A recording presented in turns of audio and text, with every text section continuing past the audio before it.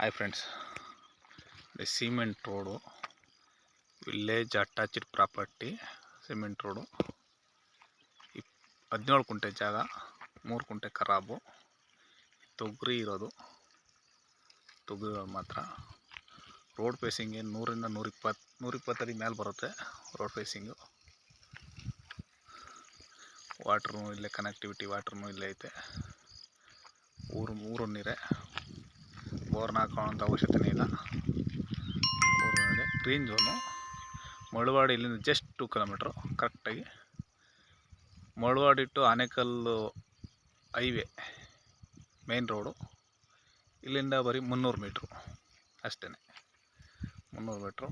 Cement road ಮೊನ್ನೆ ಆಗಿದೆ. 33 road. Cement 20 ಅಡಿಗೆ ಹಾಕವ್ರೆ.